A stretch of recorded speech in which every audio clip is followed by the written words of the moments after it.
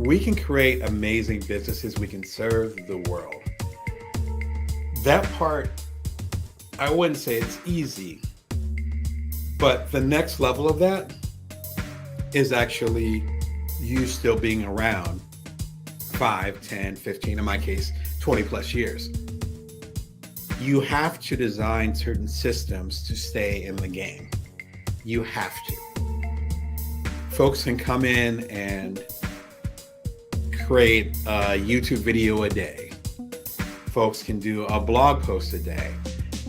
You could pitch a million different magazines and newspapers, because my background is journalism. Pitch a million and two magazines and newspapers, websites, whatever. Anyone can do that for like a week, maybe a month. If you're younger than I am, because I'm no longer a spring chicken, maybe you do that for like 3 or 4 months. But one of two things usually happens. Number one, you end up burning yourself out, either physically, mentally, or emotionally, right? And I have plenty of videos that burn out. Be sure to subscribe at youtube.com/BrownDamon. You can catch all my videos I talk about with burnout, as well as in the recent books, including Career Remix, right? So there's we've talked plenty about burnout over the last couple of years that show's been going. The other thing that can happen, though, is that you start to get blocked as far as your growth.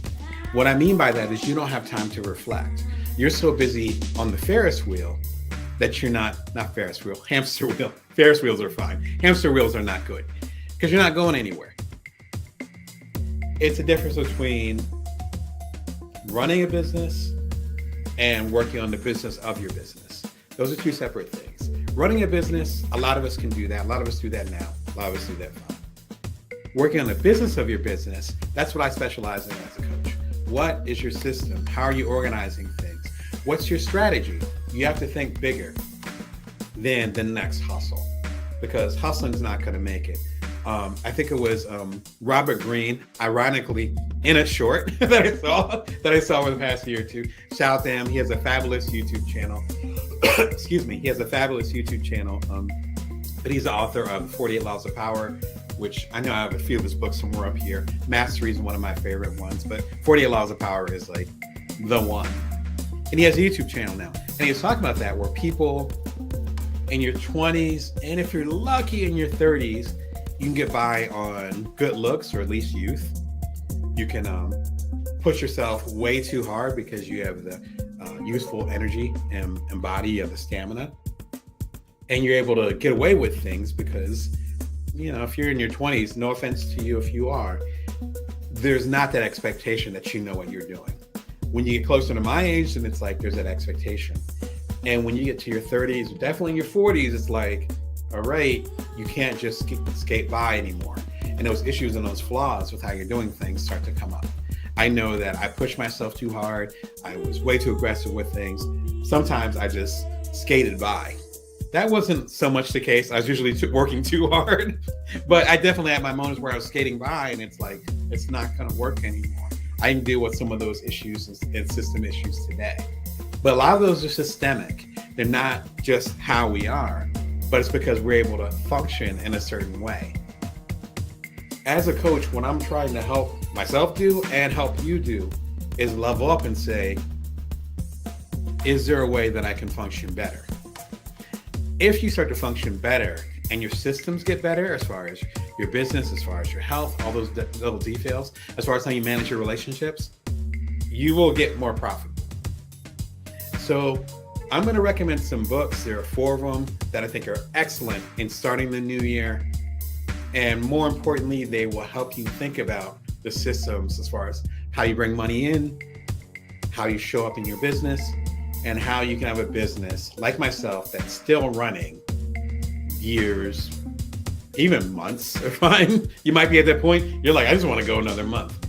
Let's talk about that.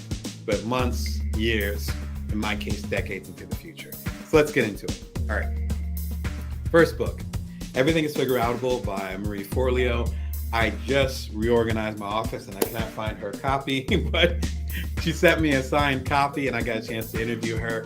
There's actually some excerpts of that interview in the new book, Career Remix, again, available everywhere in audiobook form and elsewhere. So I talk and share some of that wisdom from her. Marie Forleo is arguably the Oprah of the internet generation, and great coach. We have a lot of parallels. That's one of the reasons why I was flattered to get the opportunity to interview her when her book came out, I want to say in 2019. But again, I have a signed copy around here somewhere, but it's dog-eared. What's so fantastic about this book is how simple it is. And again, her and I are in similar fields, and she has a certain way of just making it accessible that I so admire. It's something that I strive to do every day, because some of the stuff we're talking about, whether it's emotional baggage or personal limitations or issues with how we have unconscious barriers or upper limit problems, as Gay Hendricks would say, the author of The Big Leap. Those things are hidden and weird and hard to explain. But that's literally my coaching practice. And I would say Marie is similar. She has a way of solidifying it in a simple way. She had this great quote in there that she just recently shared, again, in a short. So again, shorts are the stuff right now, just saying. I don't know about next year, but right now they're great. And she said, everything is figure outable. So if you have a problem, then there's absolutely a solution. If there's no solution, then that means it's a limitation or just a fact of life, like gravity or oxygen, right? If you accept that, then you can start to let go of those things that are not in your control.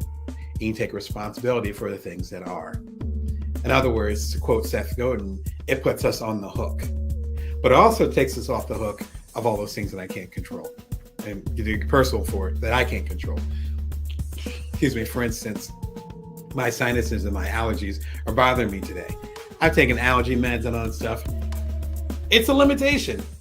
The weather's funky outside. Even in the desert, we have weird allergy weather stuff and all that stuff. But what I do have control over is having as good as possible of a show for you. If I'm saying that, bro, I think good. Yeah, we'll make it a gooder show. A gooder show for you guys to make sure I show up as much as possible. You know, I pour some of the good stuff, so I'm able to be there for y'all and you can hear me clearly, and to make sure that I'm fully available for whatever questions or comments, whatever you might have in the live chat. I have control over that. My sinuses and stuff, I can't control the weird weather right now. It's sinus season, or allergy season, not sinus season, allergy season, nothing I can do about that. That immediately takes me out of victim mode. And if you're gonna be more profitable in this upcoming year, you really have to sit with how you want to show up in the world, whom you want to serve, and what's in your power. Everything is figure outable, gets right to the meat of that. And I love it. There's a lot of personal stories in there. If you're familiar with Marie TV, her long-running channel, which again, is a channel that I admire, she talks a little bit about personal stuff, but she doesn't go too far. And this one, the first chapter just blew me away, where she talks about her family, why she's built the way she's built, and it all kind of made sense. She's also from New Jersey, like myself, and there were certain details or certain ways she described things where I felt like I was growing up with her, like I was watching her grow up, and I'm like, oh, that's why she approaches that, and that's why the limitation is important to her, and that's why she's so passionate about it. Oh, it makes sense. So if you're a fan of Marie Forleo, cop it. I'm obviously a fan, but also, if you're trying to figure out what those limitations are and how you can set yourself up right for the upcoming year, please get this book. Again, highly recommended. I have an episode from probably about a year ago that talks about how to reach your goals easier. It actually touches on the next book that I'm going to recommend, but this is also a good pairing. If I could be your book sommelier for the day. This is a good pairing to Everything is Figure Outable, where it's how to reach your goals easier. Like I talked about at the top of the show, goals should be accessible. Kind of the point of a goal. And they should be relatively simple. The last aspect, though, which I keep hinting at, is it should be something that's under your control. If you have a goal that's not under your control, then you might have to figure it in a different way. I talk about that in this episode. I want to say it's like 12, 13 minutes long. I think it's worth your time. It's a popular episode, at least based on those discussions. Relative to like the complexity of stuff I'm talking about, it's a popular episode. Please go ahead and check it out in this show. Excuse me. All right, the next book I recommend is Upstream by Dan Heath. I've recommended it a couple times. It's become my starter of the year. Shout out to Dan Heath and his brother Chip. And they sometimes do books together about business and decisions and all that. Upstream is extremely simple. Again, you see the pattern here. Extremely simple. Downstream problems are, wow, this is jacked up. I need to fix it. And I need to repair the damage that's already been done. Upstream, if you look at it like a river, you're saying, wow, this is going to be a problem next year. And I see a little crest of it right now.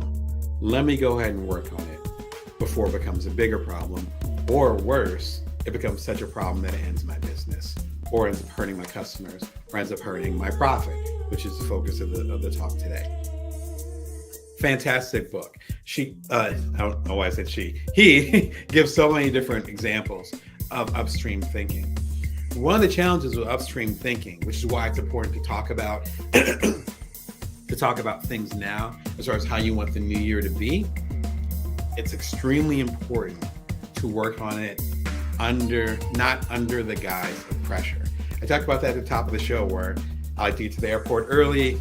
I like to talk about New Year's plans, on November 30th or whatever. The reasoning behind that is we're not going to think as clearly under pressure. It also gives us time to be objective about whatever our systems are. So for instance, if you know that your money is going to start getting thin by, say, the second quarter of the new year, but you don't actually think about it and sit with it until, say, March 31st, you're going to be in a different mindset than if it's, say, November 30th, and you know your money's going to start getting thin from customers coming in, invoices, seasonal, whatever your business happens to be. It's going to start getting thin on that, in that second quarter of next year. You start working on it now, maybe it won't get thin. That's upstream thinking. The challenge with upstream thinking is that I forget the term, but it's one of my favorite terms. And I read the book and I'm like, I'm going to remember the term, and I always forget the term. But it's this fantastic term that basically says, we don't know the consequences of us making a bad decision when we make good decisions. For instance, let's say I'm driving on the road right now, and I say, I'm going to go ahead and leave 10 minutes earlier just to be on the safe side. Maybe 5 minutes after I left, there was an accident on the highway and I wouldn't be able to make that appointment. But I don't know that because I made a cautious, thoughtful, strategic decision and left 10 minutes earlier. I may never know that on some multiverse stuff, kind of like Marvel, right? You don't know. That's why we often don't make these long-term, smart, strategic decisions, because we don't know the impact of us making good ones. Me starting this YouTube channel, it'll be the 2-year anniversary on December 22nd, whatever the winter solstice is. It's gotten me speaking gigs, and I have some of the, in fact, almost all my speaking gigs are available at youtube.com/BrownDamon. A lot of them are recorded, some of them with the visuals. Be sure and check them out. Those speaking gigs, the book opportunities such as the new book, Career Remix, all those things, they might have been spurred on or might have been encouraged, might have been supported by me doing the show and showing up for going on 300 episodes with y'all. But I don't know that because I strategically decided to do the show. So I don't know what I would have lost or those beautiful opportunities I wouldn't have had because I actually did the strategy and made the effort that I was supposed to make. That's why we often don't make good strategic decisions, because we don't know the impact of the good strategic decisions we made because we don't know what would have happened if we didn't make those. Unfortunately, the only way to know that you made a bad strategic decision is when things start to fall apart. Dan Heath's book talks about that, way more articulate than I am, talks about that, how we can show up in a certain way so that we can actually get thanked by our future self for the decisions we're making right now. There are 3, 4, 5 decisions I made over the past week. Some of them were financial investments where I'm like, I'm going to invest in this software. I'm going to go ahead and purchase this. I'm going to commit time to this. Some of them I've already mentioned already. I'm going to do this. I'm going to show up in the metaverse, in the Decentraland, and I'm going to do these videos. And maybe they'll make some type of societal impact. Maybe they won't. But I got this opportunity with the UPS store that if I say no to this and the Decentraland ends up being the next wave and there's literally millions of people that I can impact by having videos over there, that sounds like a regret to me. That's upstream thinking.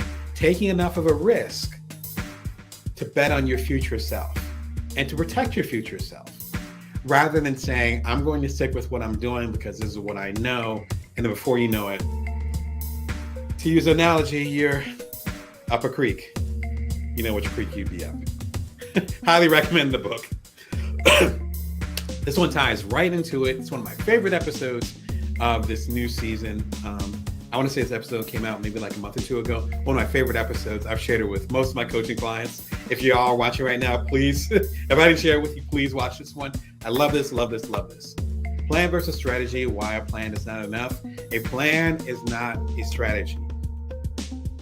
You having a plan for the New Year's, that ain't it. No, we need to develop a strategy, and the plan arises from that strategy. We need to develop a strategy, and a plan arises from that strategy. As Customato, famous for being Mike Tyson's trainer, said, everyone has a plan until they get punched in the mouth. A strategy is saying, if these go in these particular directions, I'm going to focus on the left hook, right hook. That's going to be my focus. That's going to be my strategy because this fighter has this particular weakness. I'm not going to torture that analogy anymore, but you understand what I'm saying. Strategy is bigger than that. This video is about 7 minutes long, I think, maybe 8 minutes, definitely less than 10 minutes. Check it out. I think it'll be super helpful as far as you getting to the right mindset to make sure you're ready for the upcoming year. All right. Son of Money by Susan Bradley. I don't think I've ever recommended this book. It's one of my favorite books. This is actually one of my secret weapons. It is so old. It is dog-eared. It is hardcover. I lost the cover. I might have lost the cover during Katrina because I was down there in New Orleans. I might have lost the cover during that. Oh my gosh, was that 17 years ago? Like, I've been reading this book, stays with me. Fantastic book. Again, if you think I'm lying, look at the dog ears. It smells a little bit like mildew, so don't get this copy. I don't even think this edition is around anymore, but I love the book. Shout out to Susan Bradley. I will hold it up, even though I will hold up the spine so you can see what I'm talking about. Otherwise, just a black book. This book is fantastic. It talks about this. Let's say you're working on your little business and suddenly this mega customer comes in. We call them whales. Shout out to Las Vegas, where I live now. This mega customer comes in and was like, hey, that widget that you have, I want to buy 5,000 of them. And you're sitting there like, wow, I usually make about 5 a day. But yeah, let's do it. And they're like, great, send me the invoice. And suddenly you get a boatload of money. Let's say you're a writer. And I've been a writer for a long time. You're just getting by, and suddenly you get a deal. And a deal is worth 7 figures. Or in my case, you have a small independent book that comes out, like The Bites of Entrepreneur, and becomes a top 10 business book on Amazon literally overnight. What do?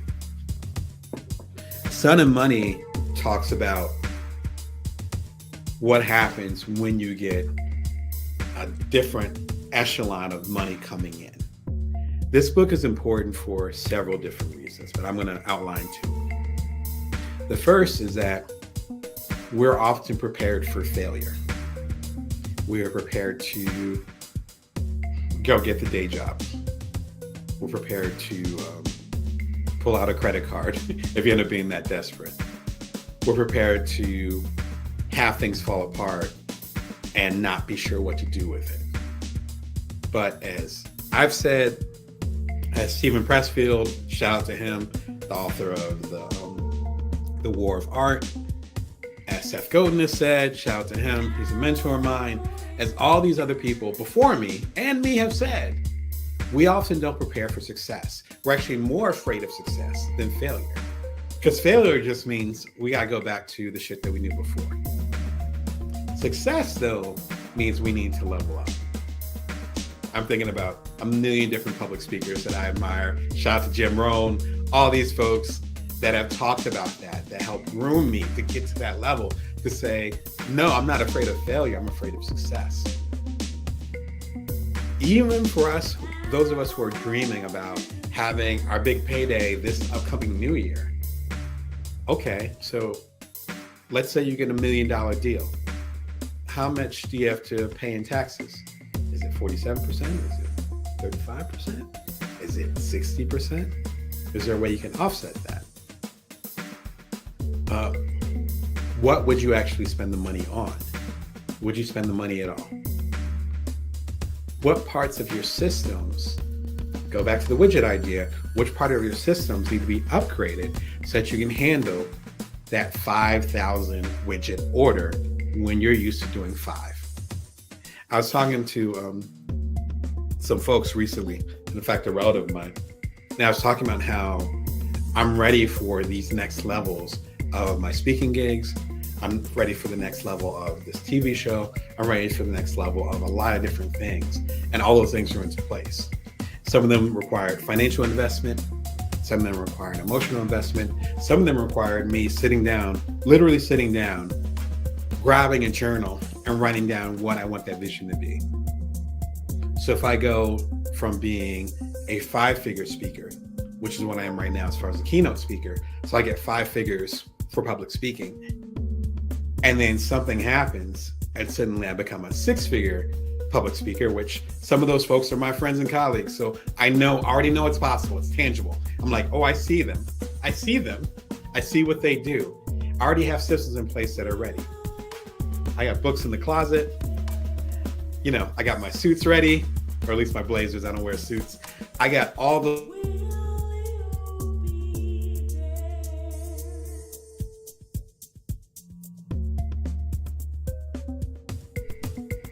Sorry, lost the connection for a second. Hopefully you guys are still there. Suddenly went blank. Worst nightmare, right? Hopefully y'all are still there. Yeah, it looks like it reconnected. So listen, I've been lucky, and hopefully you'll be too. In fact, I'm making an assumption, maybe you've already been lucky enough, where if you're in the game long enough, these sudden money moments will happen, where you're gonna come out with a product and it's going to become extremely popular, and you end up going to a different financial bracket, and hopefully another tax bracket if it ends up being that much. I had my startup Cuddler, which we ended up launching, bootstrapping back in 2014, became the #1 app in the world twice in 2014, and the beginning of 2015, we ended up selling the business. Was not expecting that. But I've been grinding and looking into the startup world and all those other things for several years. And then it just happened. And suddenly we're on the cover of the Wall Street Journal. Sudden money comes with that. If you're going to be more profitable in this upcoming year, you have to know what you're going to do with that profit. I've already come up with systems, and I keep refining them because I keep learning more and more about money, and talk to my wife about money. I'm starting to talk to my kids about money, which is, of course, When you teach someone else, you get a perception as far as what your real view is. So I'm learning from that. So I'm teaching other people about that. I've been a coach for several years now. So we've been talking a lot about money. You got to talk about money if you're going to talk about making an impact in the world. Because if you don't have the money and the resources to keep your business going, then how can you help other people? Money has to be part of the discussion. Period, point blank, end of story. So if you want to make a bigger impact in the world, money often comes with that. If money's going to come with that, you need to start having systems in place as far as what you're going to do with that money. If my salary went 10x suddenly, I'd have a strong idea as far as what I was going to do. I'd be overwhelmed, which this book talks about. Again, shout out to Susan Bradley. But I know and have a strong idea, a strategy as far as what I was going to do. So if you're wishing and pushing and hoping and fighting hard, fighting the good fight, you're in the arena as Brene Brown talks about, and you're saying, I'm going to crack 6 figures this year. I'm going to crack 7 figures this year, et cetera, but you're mentally not equipped for that. As they say, you're not going to make it, or you're going to blow it. I've been in those situations. This book, good place to start. That's my sermon on sudden money. Like I said, I've had it for almost 20 years. Fantastic book. Can't recommend it more. Related to this, about a month ago, did a really short video. It's like 5 minutes. What to do with the financial windfall, 5 money steps to take right now. It addresses some of the stuff in this book and also things that are unique to us as creatives. This book is fantastic because not only is it about creatives and entrepreneurs like ourselves, it also talks about, if you think about like athletes, performers.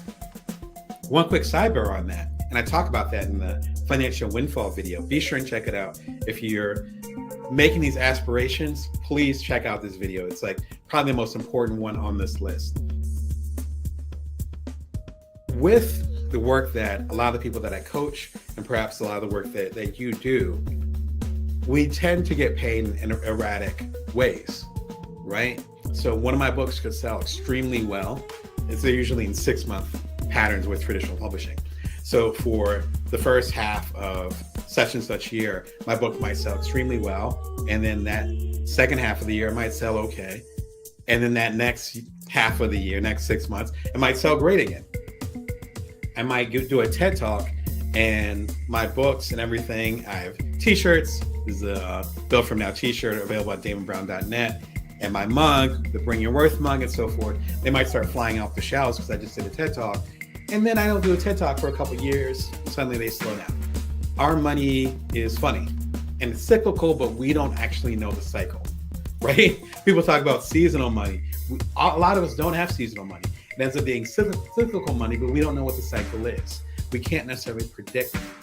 So I could get a 5-figure check right now, and then that might keep me and my family going. In some cases, I remember quite a few years ago, it was like getting a nice 5-figure check. And then that was all I had for that year. And I had to be really thoughtful as far as how I manage that. The same thing for musicians, the same thing for artists, the same things for athletes, I imagine, like all those different things. Set of money, again, the book gets into that, but I give practical ways to deal with that, to think about that with this video. And number one tip, of course, is taxes. Taxes, taxes, taxes. Don't try to outrun taxes. All right. The last book I recommend is The Soul of Money by Lynn Twist. I wish I had a physical copy. I actually borrowed the book from a family member. Shout out to my mom. Love you. This book, along with Sudden Money, was transformative for me. It talks about the power of money and how money is viewed around the world. Lynn Twist was fantastic as far as her storytelling because she actually worked with, I think still works with asset management when it comes to gift giving, and there's a term for it, but philanthropy, basically. So what was interesting with her story is that she shares from her personal story where her family was very like middle class. And then I think her husband's company got acquired for $1 gazillion. And suddenly their lives changed. So you have that personal aspect of it where she understands what it's like to be middle class and suddenly be I guess, upper middle class, or it sounded like they were just class, rich, if not wealthy, and how there was a disconnect and challenges, because I think they had a couple kids, challenges with the kids and all that, because now there are different expectations, different pressures, and they didn't feel as connected once they got the money. But she's also in charge of philanthropy and helping these major corporations, some cases corporations, but more foundations, like Rockefeller and all that stuff, distribute their money. And she talks about these interactions that she literally had with Mother Teresa, not proverbially, but she was hanging out with Mother Teresa and learned about money from her. Like, if you're my age, I'm in my 40s and up, about Mother Teresa on that level, because I was around when she was around. She passed away probably about a decade and a half ago. But just that chapter almost made me cry, because she was talking about how we view resources and how we abuse financially things, and how it is being a root of power, but also a root of strength, and how things can be transformed based on, again, the soul of money. Fantastic book. This is a great reminder to myself to read it. I don't think I've read it in a few years, but it definitely transformed my view of money. I think I quote The Soul of Money briefly in Bring Your Worth, which is my book from 2019, so a few years ago. It's actually the eponymous name of my publishing imprint as well as the show, so you can tell it was an important book to me. But I absolutely love the book. If we kind of go down the line, first you got to figure out what your limitations are, and those limitations will help set your goals. Do not set goals that are based on things that aren't under your control. Then you can help develop a strategy where you're able to move forward without worrying about having systems fall apart. You got to become reflective. Maybe over the next 4 weeks, I would recommend. Since we got a month to the end of the year right now, take advantage of this. This would be the time to write down what worked and what didn't work over the past year. Or more importantly, as I talked about in the example when we talked about upstream, what issues do you see coming early next year or sometime next year that you can put a stop to now? Quick sidebar. I actually ordered some more clothes because I know that the clothes that I have, some of the clothes I have right now, are going to be worn out or ill-fitting by the time the new year starts. There's sales right now. I just ordered the clothes. Didn't think about it too hard, just order the clothes. It's the same philosophy. If you're reflecting and it's going to be an issue later, just invest in it now. It could be time, it could be money, it could be a relationship, personal or otherwise. Let's keep real about it. Invest in that now. It's going to be an issue later. Just go ahead and do it now. I know what it's like to procrastinate and be like, nah, I'm not going to deal with that now. I can't afford it. I don't have the time, whatever. I get it. I'm dealing with that today. I get it. Upstream thinking is about realizing what's going to be a problem down the line and nipping it in the bud now. Maybe even striving on it. And maybe even it doesn't become a problem at all. As you start to develop these strategies, you have to start to come up with a plan then about what if you actually do make more profit in this upcoming year. What are you going to do with that extra money? Are you going to invest it? Are you going to build up your savings? Are you going to pay down debt? Are you going to expand your business? Actually, I have quite a few videos that talk about expanding your business and whether you should or not in the YouTube channel. Again, at youtube.com/BrownDamon. You can subscribe for free. I have 3 or 4 episodes that talk about that. Should you expand? Should you invest more? Sometimes it's not worth it to make your business bigger. Sometimes it's better to pay down the people or the organizations that you owe and getting the debt down. Sometimes it's worth investing into a better system so that not next year, but the year after next, not the new year, but the new year, 2 years from now, suddenly you're making more profit. I have 52 or so passive income sources. Those are based on decisions that I made in 2016. So several years ago, I said, I'm going to leave some of this money on the table and focus on these resources that will give me money while I sleep. And guess what? I got 50 plus resources right now that are making money as I sleep. But that was a strategic decision several years ago. That's what the Sun and Money thing is about. Where are you going to invest those new resources that you have? It's not just about getting profit, but that profit also allows you to have more resources. So what are you going to do with it? You buy a new car? You're going to get employees? You're going to get a new factory space if you're doing widgets, right? You're going to get a virtual assistant. You're going to upgrade the software that you use to connect with your customers. Are you going to improve the quality of your product? Or are you just going to save the money? You can talk about profit all you want, but if you don't know what you're going to do with it, you might as well not have the profit, right? You need to have a plan. And lastly, understanding your motivation for wanting to have more profit. My motivation personally is very clear. I got 3 or 4 goals that I'm planning on hitting. And it's going to be boom, boom, boom, boom. All right, cool. And then I'm in a better place. My family's in a better place. My career and my work is in a better place. I'm able to serve you in a better place. But it took me time to figure out what those plans were based on a bigger strategy. My strategy is that I want to have as many resources as possible to make sure that I can serve you in the best way possible. That's career-wise. That's my intention. That's my strategy. If I'm going towards that strategy, then I'm cool. And any plan that gets me closer to that is a good idea. When it comes to understanding the dynamics with you and other people, Adam Grant, love Adam Grant, shout out to him. Give and Take, his popular book, I think it was his breakout hit, How to Give Without Losing Yourself. And this video discusses how to be of service to the world without being stingy and without being a martyr. It's a thin line if you want to serve the world, particularly if you don't know yourself and you don't have that foundation. That's why you keep hearing this same pattern. Reflecting is so important to everything. Excuse me. And then one last recommendation as we wrap this up. Your next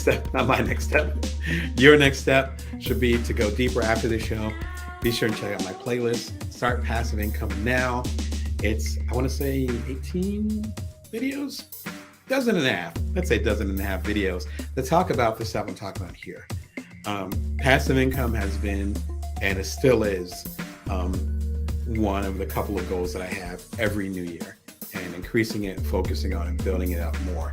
That's what happens to work for me. I'm the primary caregiver. I got 2 little kids. I have a lot of things that I'm juggling. So I'm not interested in trading time for money, as they say.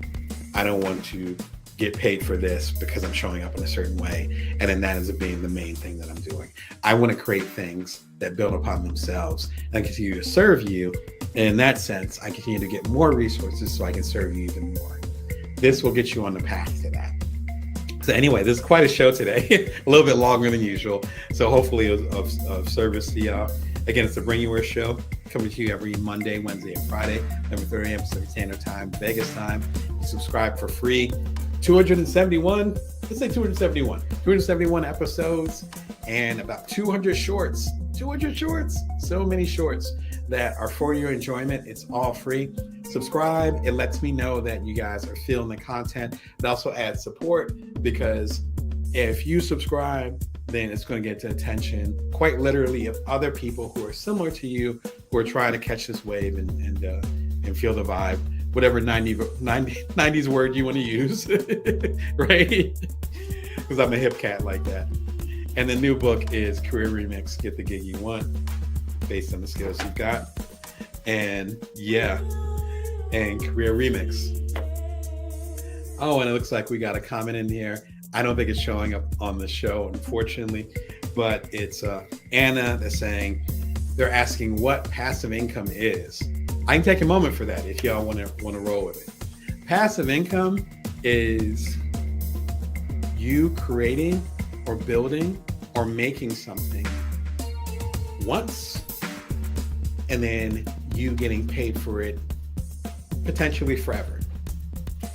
It's you not trading time for money. In a traditional job, at least here in America, in a traditional job, we trade time for money. We say, okay, Damon's going to work this hour. Oh, you work this hour? Cool. Here's $10. You're making $10 an hour. If I'm sick, my allergies are going, or I want to spend time with my kids, or I take time off, whatever, Damon doesn't work that hour, Damon doesn't get that $10. Because of that, you're tied to that. So we have that pressure to not get sick, which we're going to get sick. We have that pressure not to take time to rest. We have that pressure to not spend as much time with our family. We have that pressure to push ourselves in ways that maybe aren't the best for us. And because of that, we end up having this challenge of finding that balance and that good life, for lack of a better term. Shout out to Jonathan Fields.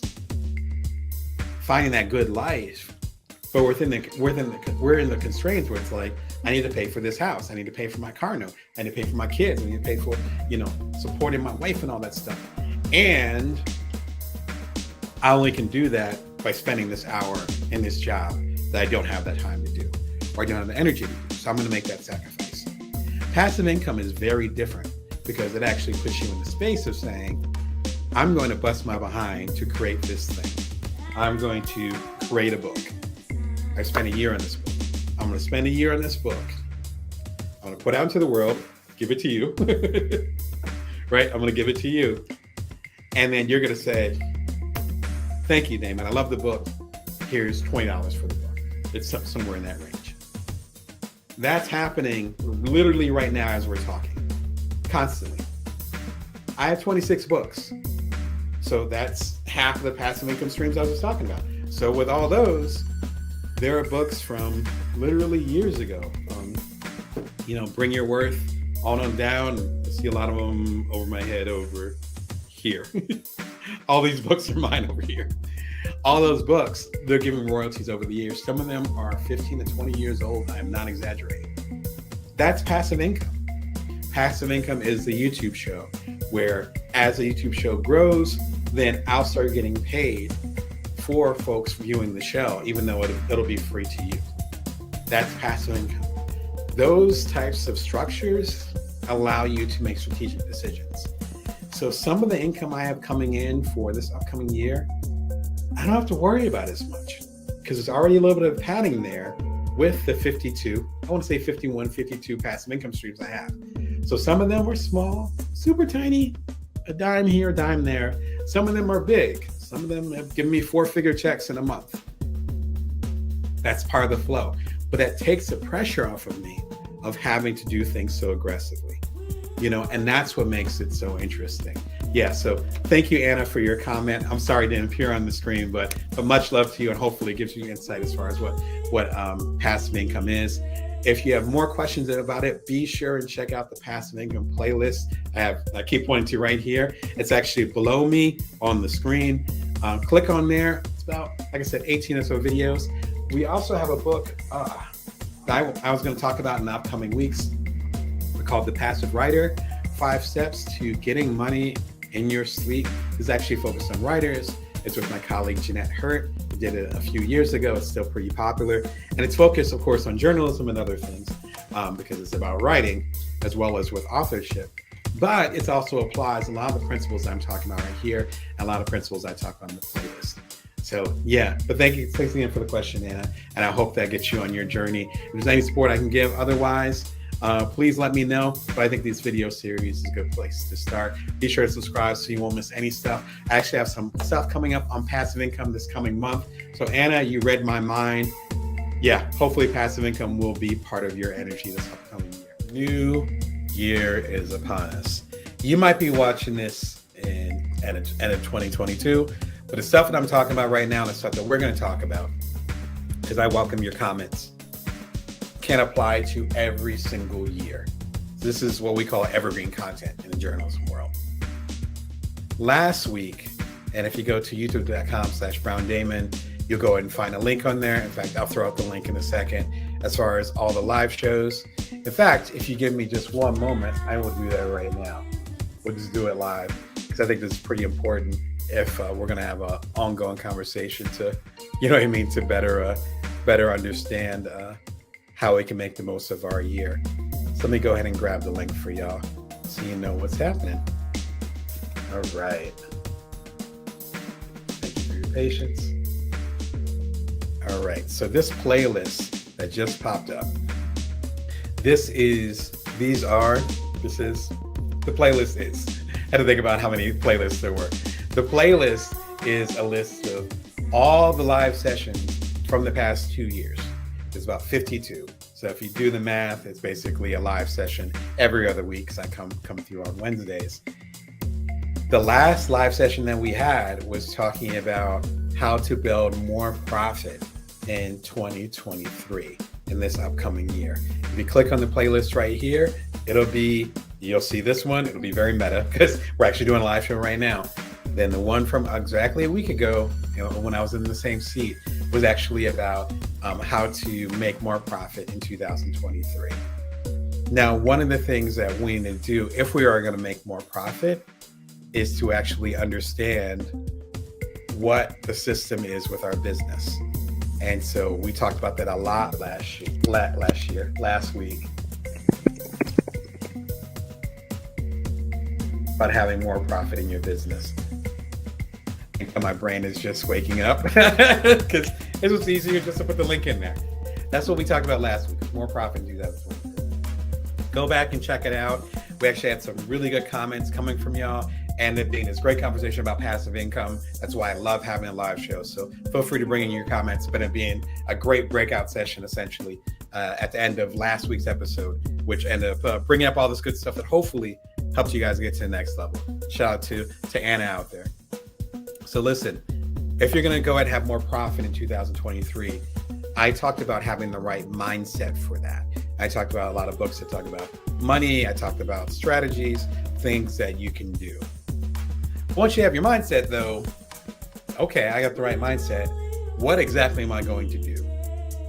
As I talked about when I was sharing that I was going to be live today in my newsletter and on the social medias and all that stuff, which might be why you're here. I talked about 3 different instances where these tools can help you get to the next level. The first one is if you're building a business. You're starting from scratch. You're like, I don't know, Damon, what I want to do, right? Or I know what I want to do, but I don't know where to start. It is pivoting your business. So it's like you're going in one direction and you want to go to another one, or upgrading your business, going to the next level.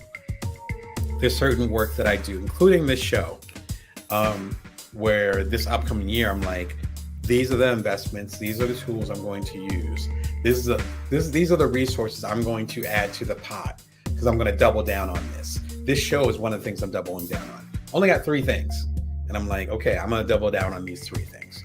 Because you only got so many resources. I've talked about that in my previous book, Build From Now, which is the one before, Career Remix. You can actually see the salmon right behind me. Thanks to all y'all that gave it so much support in the previous year when it came out in 2021. But you only have so many resources. So once you decide to double down and say, I want to do this, you actually need tools to move it together. So in those 3 instances, you're starting a business from scratch, you're pivoting your business, or you're upgrading your business. You're leveling up. These tools will help you do that. And so, enough of the scuttlebutt. Let's get to it. First book I would recommend. It's only a couple books. There's also more tools that I'm recommending, which is a little bit different swag. Side Hustle by Chris Gillenbaugh. It's one of those rare ones where I actually have a physical book. Shout out to Chris. I met you when I was living in the Midwest, and we connected over in Detroit. So I hope you're doing wonderful. When he had his tour for Side Hustle up there. Fantastic book, really straightforward, really simple. If you read it, From Idea to Income in 27 Days. Hey, what date is it? Right now it's December 2nd. So according to the subtitle, 27 days, you could be up and running by January 5th or so. Just throwing it out there. Not saying you have to start a business now, but if you're gonna hustle, hey, you might have some time off during the holidays. I know I'm going to be ready for 2023. As I've talked about, I consider the week before Thanksgiving, the week after Thanksgiving here in the States, which was last week, I consider that New Year, because at least, again, here in the States, the rest of the year is just holidays and functions, and you got little kids and all that. You got kid stuff going on, and it's just chaotic. Go ahead and get your grind on. Listen, I already got my aims and all that. I'd say 75% of my aims are done for 2023 for the upcoming year. So, and a lot of those things I'm implementing right now. So like January 1st hits, I'm on cruise control, and hopefully we'll be able to just build upon these strategies that I've created. I can talk much more about that, but let's keep it simple for today, because I'm in a loquacious mood. Side hustle, my idea to income in 27 days. It's a fantastic book because Chris is very practical, which is one of the reasons why I like him so much. He's done really big things, from the conference Pioneer Nation to his best-selling books, like I think it was $100 Startup was his breakout hit before I even got into entrepreneurship. So I look at him and give him his nod and respects. He's almost like the generation, not age-wise, but as far as work he does, he's a generation above me. You know what I mean? That's right. So stay ready so you don't have to get ready. That's right. So go ahead and build in your stuff and get it going. 27 days, that's pretty fast. That's less than a month. And if you're going to have some vacation time, if you're going to take a break, if you have a traditional job, I do not have a traditional job, so I'm carving out vacation time and try to block out my calendar. So that's actually the advantage of having a day job. In most cases, you actually have days off. Sometimes they're paid. I have no idea what that is. So please take advantage of it. It's not all sun and roses when you're independent. So if you got PTO, paid time off or whatever, and you're just chilling, maybe go grab a book, particularly if you don't like your job. Remember, you own your career, they own your job. So if you want to build a career, you got to do that stuff on your own. No one's going to help you with that. I don't mean that in a cynical way. I'm not saying that your job's going to repress you. So some jobs can be repressive. What I'm trying to say is that if you're going to get to the next level, that has to be your work. Has to be your work. I wouldn't be able to say this to you if I didn't walk in those shoes several times. Even this show, for me to get to these almost 300 episodes, for me to make it 2 years, showing up nearly every Monday, Wednesday, and Friday, I had to depend on me. But this is where I wanted my career to go. This is how I want to connect with y'all. That's the ownership part of it. Side Hustle is an excellent book in the sense of it gives you practical ways to move your career forward. So this will be more of those three categories: building something new, pivoting your business, and upgrading your business, right? So creating from scratch, going a different direction, and upgrading your stuff. This will be more in the build category, maybe even in the pivot category if you weren't sure what direction your business should be going in. But shout out to Chris, fantastic storyteller. Oh, I know I was going to say something else. He also has had, I don't know if it's still going, I think it stopped recently, but he had a podcast called Side Hustle Podcast. I know, original. Every single day, he profiled a new person's side hustle. Every single day. I know he hit at least 1,000 episodes. This book, again, came out when I lived in the Midwest, and that was quite a few years ago. So, check out the podcast. Check that out. If I knew, I would have put the link in there, but I've been throwing enough links in there. This book, though, is an excellent place to start. All right? Along those lines, which if you coach with me or if you're familiar with my work, you've been watching the show, read any of the books, you know the vibes. When should I quit something? So many people that, not so many people that I coach, but a lot of people that I meet when I do the keynotes and conferences and stuff, they say, I'm ready to quit my job. And then ends up being these questions that we end up talking about it, that end up coming out. And in a lot of cases, they're actually not ready to quit, because you actually need to have your resources together to quit. You have to know what your next act is going to be. And you have to have the stair steps built enough so that you don't fall off a cliff emotionally, mentally, even financially when you make that leap. This talks about some of that. And there's links into this one particular video, which I share with a lot of my coaching clients. There's links to this one particular video to later videos, later episodes of the Bring More show that I did that go even deeper, including some live shows. So be sure and check it out. Some good wisdom in there. There's Oprah, there's Jerry Seinfeld, and there's Seth Godin. So, if you need more than that, okay. The next one is actually something physical. So there we go. Sorry, my computer's running a little bit slow today, as is my microprocessor upstairs. The next one is the Square reader for contactless and chip. All right, we're getting physical for a second. So I'm not going to charge anything because I'm not going to charge myself. But this is something that is from the folks at Square. Square is old school as heck. Square started to get popular when I live in Silicon Valley. I've now lived in Silicon Valley for more than a decade. So they've been around for a while. You're familiar with Jack Dorsey, probably. He's the co-founder of Square, as well as one of the co-founders of Twitter, and is also the owner of Tidal music service, which goes back to Jay-Z. Funny how that works, because he ended up resurrecting Tidal after it was on the ropes several years ago and turned into a $1 billion company. But that's for another episode. Square allows you to accept payments. Now there's a small Square, which I can dig in right now, but I'm not going to worry about that. It's super tiny. It's like probably about the size of my thumb. And I don't have a really big thumb, about the size of my thumb. And you can swipe a card in there. Really simple. I'll show you the backside. Really simple, swipe a card in there. It worked great for a very long time. It's portable. I used to keep it, I always wear my blazers. I used to keep it in my blazer pocket. So if someone, remember I own my own publishing imprint. So if someone said, hey, I want a copy of Bring Your Worth, I'd be like, great, it's $15. Awesome. Give me your card, swipe it, and then it goes through the internets, and then it charges them, and then the money hits my bank account the next day or something like that.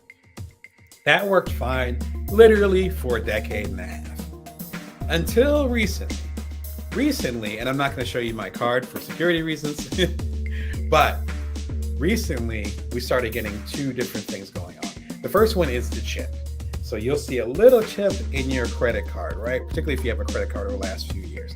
I have some older credit cards that still haven't upgraded, but I'm sure once they expire and they send me the new cards, they'll have a chip on it. The chip allows you to take the card and wave it above here. So I don't think it's based on Bluetooth, but it's based on some other remote wireless technology, which is fantastic. The other thing that happened, frankly, is the pandemic. And so suddenly people didn't want to put their cards into things and swipe things.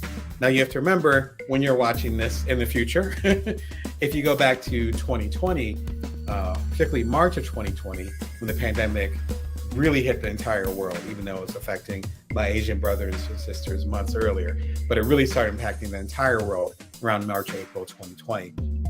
We didn't know if it was airborne as far as COVID-19. We didn't know if it was airborne. We didn't know if it was based on touch. We didn't know how long, if it was based on touch or surfaces, how long it stayed there. It was just so much stuff we didn't know. So you're going to the grocery store, you're hazmated up, and then you're going to put your card into a thing that other people have touched literally all day. Now you're not going to do that. So suddenly the contactless thing became a lot more popular. I learned this the hard way when I started traveling again, and I had the old school Square reader, and suddenly swiping and other things became passe. And people wanted to use their chip. People didn't want to touch anything. This allows you to, if you can see it, there's two different things going on here. Number one, you can slide the card in, right? So you can slide it in here. You can see this other part of the wire. I happen to be a Mac guy, so this plugs into my Mac. You can slide the card in here into the slot, or you might be able to see it. Get close enough. Apologies for my realizing how dusty my camera is. Listen though, you see that? That means, hey, it's wireless. You don't have to touch this thing. You put the card right on top of here like a magician, and voila, it picks up on it. This joint currently runs for about $50. It might have been a little bit more expensive before. But they run for about $50. Now the portable one that's about the size of my thumb, that runs anywhere from $10, or if you're new to Square, you can actually get one. At least back in the day, you can get one for free, which is perfect, right? Start with the free one, that's totally fine. But I gave a link to Amazon. You can also get one through Square itself, but feel free to use the link right here. If you're watching on Amazon itself, on the Amazon Live show, you should see a link. I think it's right below me, highlighting the Square Reader. You get it through Amazon too. Of course, you get the Prime shipping, all that stuff, if you're a member. This is important because the world is changing again. And this might be more relevant this year than any other year. I had a keynote in Benton Harbor over at Lake Michigan University. I have a link actually at youtube.com/BrownDamon. You can actually listen to my keynote. And that's happening. There's other stuff that's happening. There's conversations I'm having right now, or people that I'm following up on, where we're physically going to be all over the place soon. Now, I always wear my mask. That's my vibe. But masked or not, we're going to be traveling again soon. We are going to be moving. If you're creating a business, if you're pivoting your business, or if you're taking your business to the next level, you have to bring the physical back into it. Not saying you have to be physical to have a business. And you might have certain limitations or challenges. You might be immunocompromised and all those things. I respect that. I understand it. I have colleagues that are going through that. I respect that. As you go forward, though, and hopefully as things get safer, knock on wood, and things get better, it'll be better to build in that physical possibility into your plan. I know with the keynotes I did this year, with the conversation I've done this year, even with some of the coaching I've done this year, there have been physical opportunities that made more sense than the digital or the virtual opportunities like I'm doing with the show. And so whatever you're doing, build this in. One of the worst feelings, and I've shared this a couple times on the show, is someone saying, yes, Damon, I want a copy of your book. Do you take credit card? And it's like, oh yeah, but I don't have my reader with me. But let me go and email you and then we'll connect again. I'm fine with connecting with other people. They usually end up forgetting. And I can't think of one sale. I think really hard. I cannot think of one sale where someone said, yes, I'm interested. And I said, great. And they wanted to pay in a certain way and I couldn't do it at that moment, that they actually came back and paid it. I can't think of one instance. I'm sure it happened once, in the multiverse of Damon's lives, but I cannot remember it. So you want to make sure you're prepared, right? As the comment was, if you stay ready, you don't have to get ready. This is one of those things you want to invest in. It's $50, but if your product, my last independent book from a year ago, Built From Now, the deluxe edition, this one is $30. Someone says, I want 2 copies of it. I earned $10 and I already paid for this. Think about it. Again, this is the time you want to invest in things. Quick sidebar. The reason why I'm pushing so hard as far as you having the plan, strategy, and then creating a plan for the upcoming year, why you want to get into the right money mindset for the upcoming year, why you want the right tools, like I'm talking about with the Square Reader and all that for the upcoming year, is that things actually slow down during the holidays, right? And holidays, I mean, again, American-centric, I guess.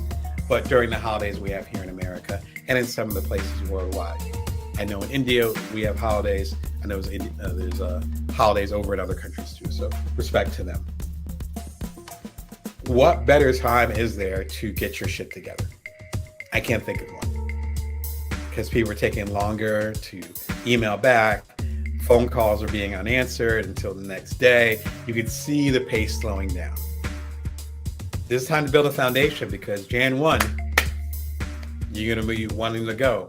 And if you don't have your stuff together, it's going to get really hard. All right. So a good aperitif to us talking about the Square card reader is how to get noticed right now while no one is paying attention to you. This video talks about exactly what I was just talking about. When people aren't paying attention to you, when people don't see you, it can be extremely frustrating. I've been in that situation a few times. You got my sympathy. You absolutely do. Particularly if it's in a job environment and you don't feel like you're being respected or seen. Once you start to build your own business, once you have a little bit of independence, once you do your side hustles, that thing that's yours, that can actually become a superpower. Because the things that I created that became the most popular, the Bites as Entrepreneur, which y'all made a business book bestseller on Amazon, Cuddler, which was the #1 app in the world twice over in 2014, 2015, before my partners and I sold it. All those things that I've created or have been a part of, they were either laughed at or ignored or flat out rejected. Like, no, nobody wants that. And then I ended up doing it on my own, or it came out and suddenly there's 250,000 users. Suddenly it's a best-selling business book and people start to listen in a different way. But that's from me understanding my market and, most importantly, me being ready for that wave. So The Bite Size Entrepreneur became a bestseller because I laid everything out for it to be a bestseller. Because it could have taken off and then maybe I wouldn't, because it was independently published, maybe I wouldn't have had the printing right. Or maybe I wouldn't have been media trained enough to handle all the interviews. Or maybe I wouldn't have my website set up so people could contact me. Like, all these different things. But you gotta have your stuff together. This is the time to get your stuff together. This is what the tool thing is about. This video talks all about that. People aren't paying attention to you. If your products aren't moving yet, if people don't see your vision yet, it sucks. And also, it's a sign and an opportunity for you to create some good stuff and build that foundation so that when people definitely recognize you, you're ready. It's almost like, which I talk about, I think I give that analogy in Career Remix, again, the new book, where it's like the lottery winners or the people that want to be lottery winners to say, I can't wait to be a millionaire, but they don't know where the money is going to go. They don't know how much they have to pay in taxes. They don't know what they're going to pay off, assuming they have debt. They don't know which family members they're going to give money to, who they're not going to talk to again. They don't know if they're going to change their number. They don't know if they're going to have a lawyer that's going to go ahead and get the winnings for them, which is possible. You can get a lawyer that will do that for you so that you could be anonymous. I like the anonymous thing myself, but I'm just throwing it out there. Like, they don't think about that. All they say is, I want the money. Okay, you got the money. And a lot of cases they end up blowing it within a year. In most cases, within 5 years, they're in worse financial position than they were before they got the lottery money. Don't be those people. No shots at them. Y'all didn't know. I'm here to say, hey, there's opportunities here. I've had those #1s. I've had those bestsellers. I've been on the TED stage 4 times. You got to be ready for that. Otherwise, it's a wasted opportunity. I could do a whole hour about that, but I'm gonna relax. All right. Another thing I would recommend is the Strikingly website. Strikingly, I've been partnered with them for, I think I've been using Strikingly for 7-8 years, a long time. Shout out to them. I love their work. I love the setup. It allows you to do, at least for me, simple multimedia. I do speaking engagements. I have a coaching practice at damonbrown.net, which is where Strikingly set up. I sell books, t-shirts, which I'm wearing, mugs, the whole thing. All that's done through the Strikingly website, and it ties to Square and the respected, what they call fulfillment organizations that will actually handle the purchase. But it's all through my website. And I made that shift probably about 2 years ago, where I was like, you know what? I want damonbrown.net to be the one-shop stop. I don't want you to go to damonbrown.net and have to go to something.com/XYZ, blah, blah, and then put your credit card in. No, all through Strikingly. So shout out to them. They've been fantastic as far as to work with. There's actually an affiliate link.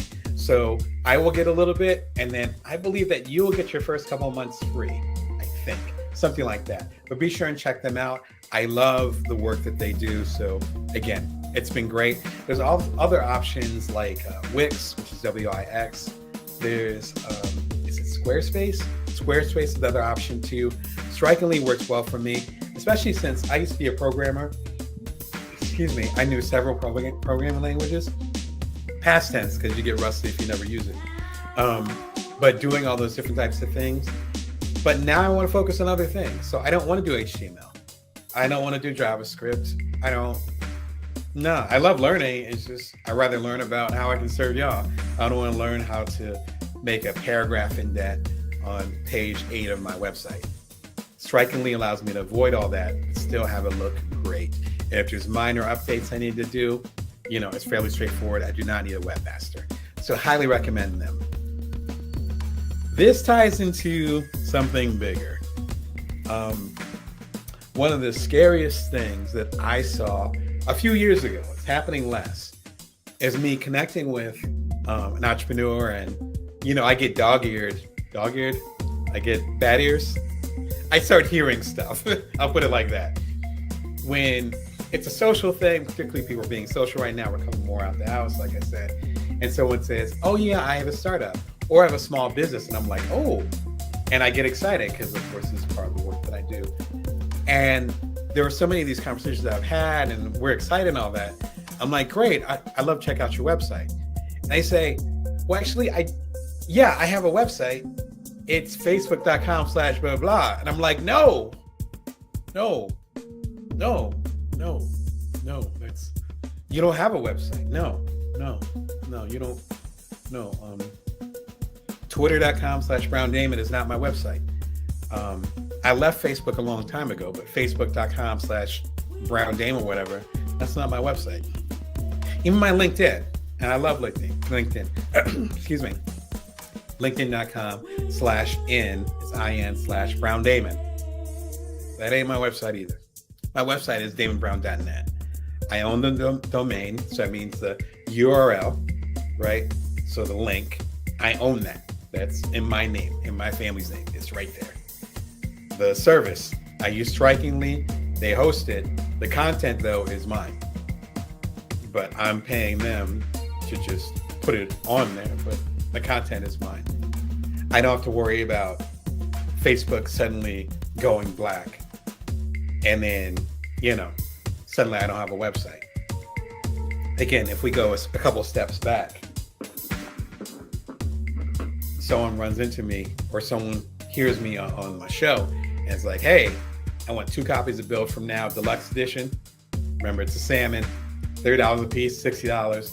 Thank you, Damon. Cool. Let me go to your website at facebook.com/Brown Damon. Oh, look, Facebook's down.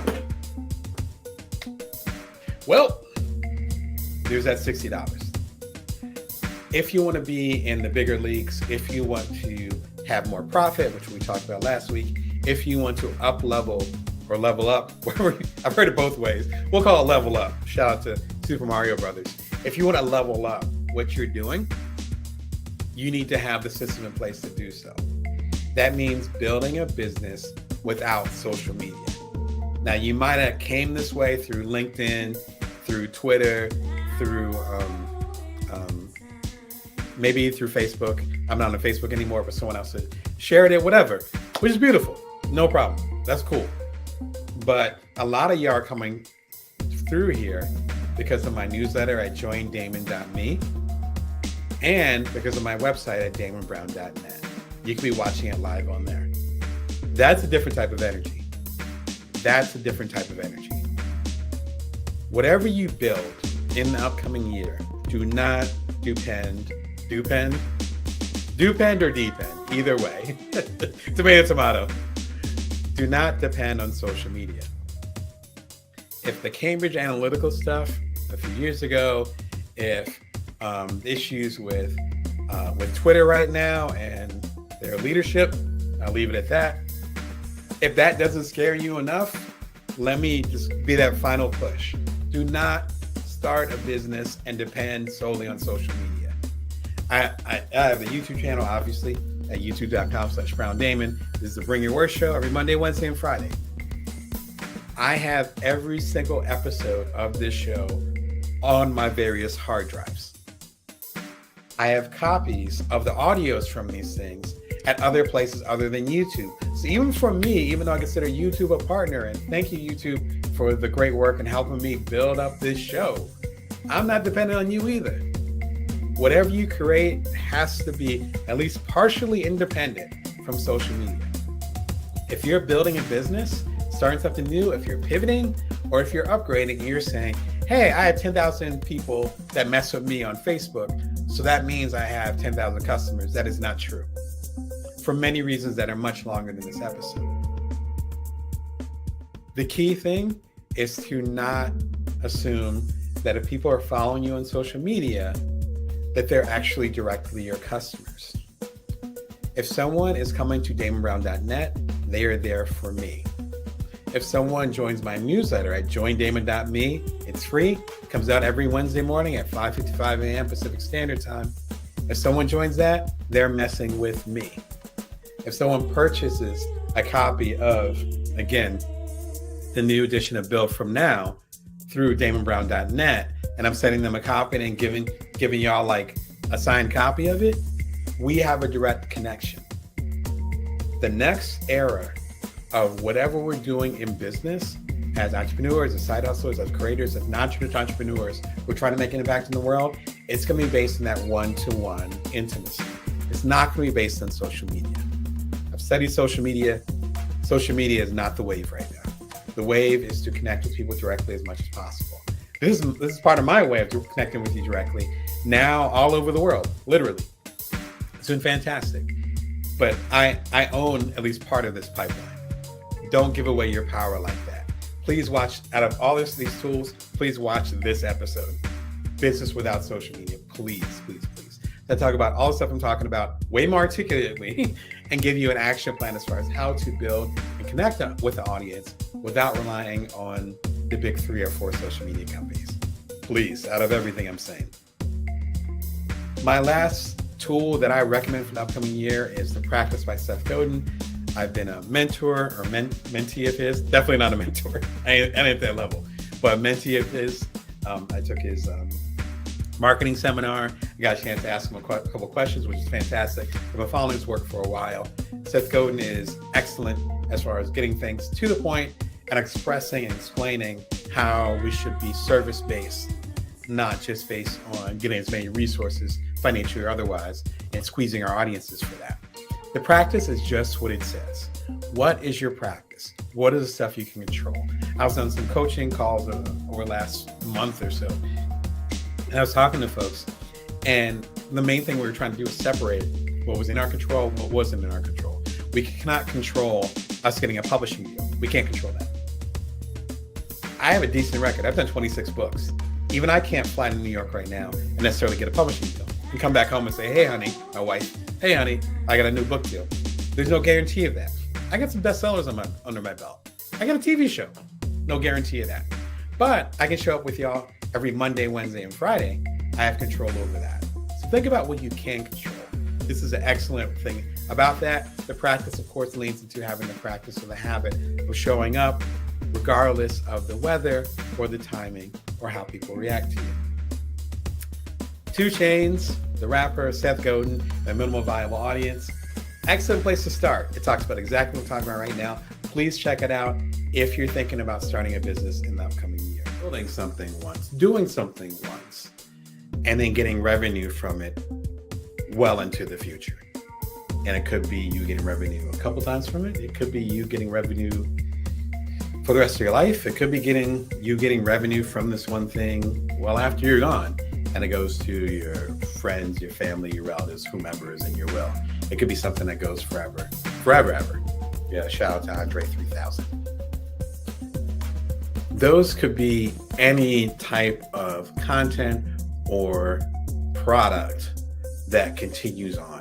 Service, if you're doing a service, it's a little bit harder because you actually have to physically be there often to do the service. Like for me, I'm a business coach.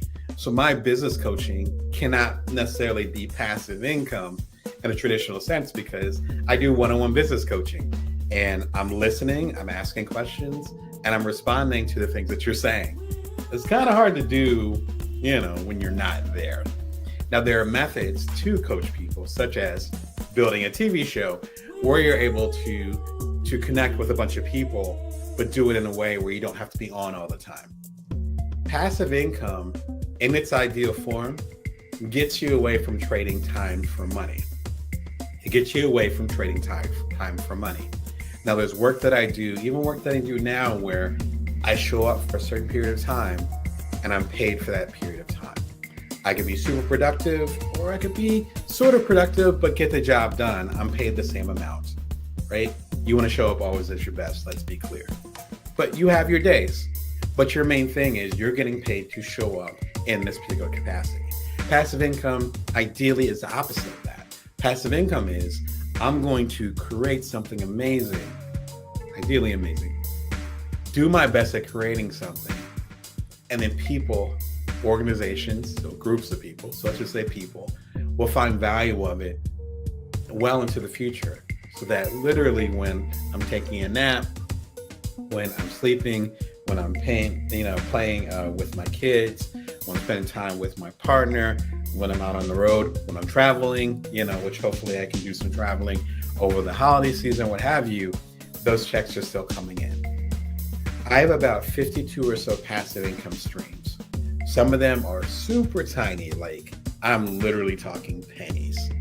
And I'll get a little check and it'll be like 12 cents. Not exaggerating, right? I have other passive income streams that could be really big, like into the thousands of dollars, depending on that week, that month, whatever's trending at the time. So this isn't something that is going to be solid throughout in most cases, but it's something that you don't have to work extra at, or at least not much extra at, to have that revenue coming in. Now, obvious example would be the books that I talked about, like Career Remix. Every time y'all buy a copy of the book, I'm getting a royalty statement through Barnes & Noble. Shout out to them.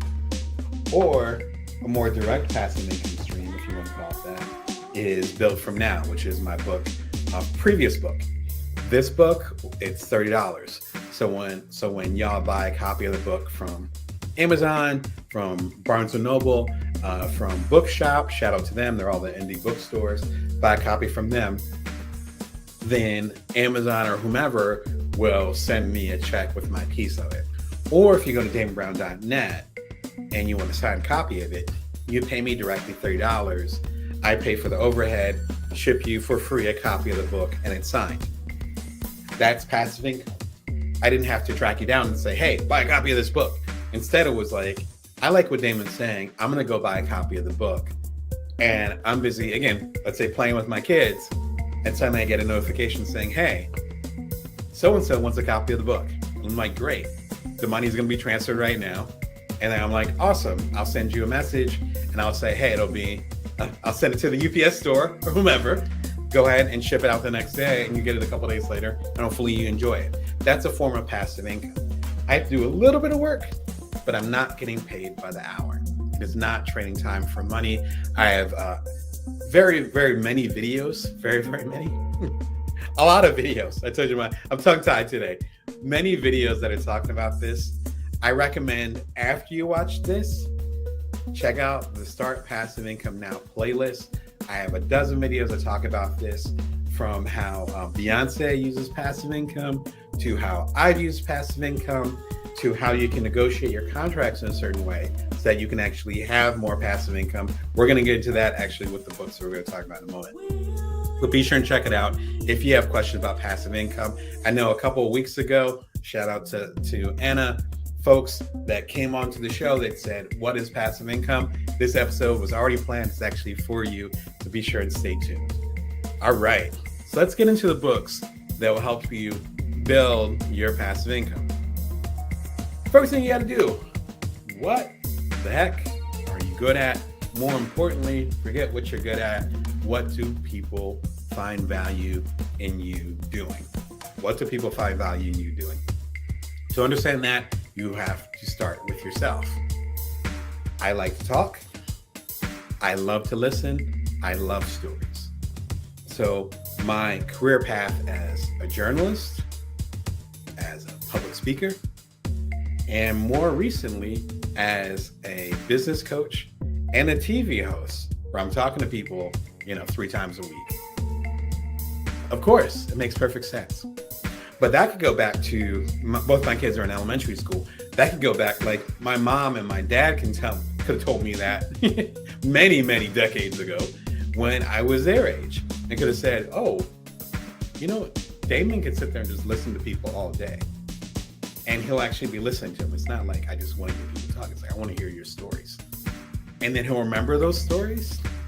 And then he'll get insight from them and then share it back to the people or apply it to his own life. Not everybody's built like that. That's natural to me. That is innate. That's like drinking water and breathing oxygen. Normal to me, right? Normal to me. If you're not sure what you can build that could create passive income for you, or even create any type of income for you, you have to learn what your strength is and how that applies to how you can serve other people, right? Strength Finder 2.0, it's by Gallup, but it used to be a company called Strength Finder back in the day. I guess I'm showing my age, but they're acquired by Gallup, I want to say about 2 decades ago, something like that. Fantastic place to start. There's actually another one called Entrepreneurial Strength Finder. I can never say entrepreneurial, even though I've been an entrepreneur twice. I've coached hundreds of them. Forgive me.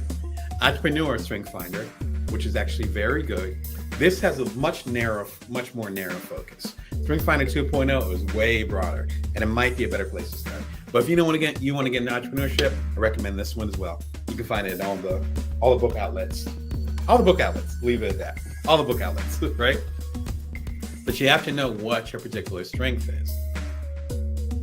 I got into coaching because I was on the road supporting, I want to say, the original Bites Entrepreneur, right? So the bestseller, you see my little label up there.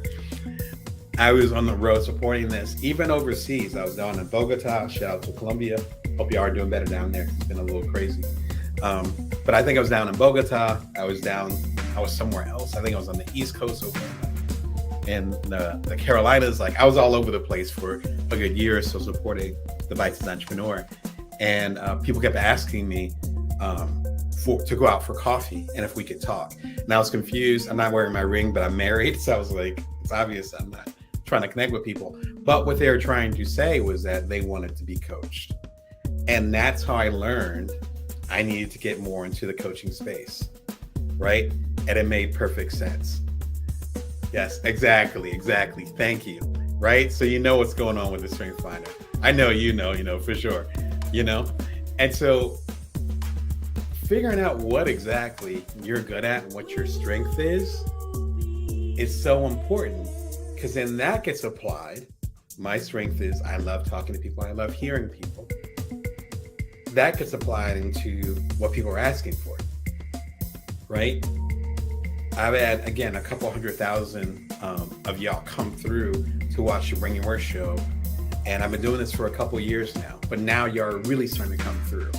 That's a signal that I love doing this show. It's a lot of fun. I'm using other parts of my brain. I've never done a TV show before, so it's new territory for me. If you're familiar with my work, I love new territory.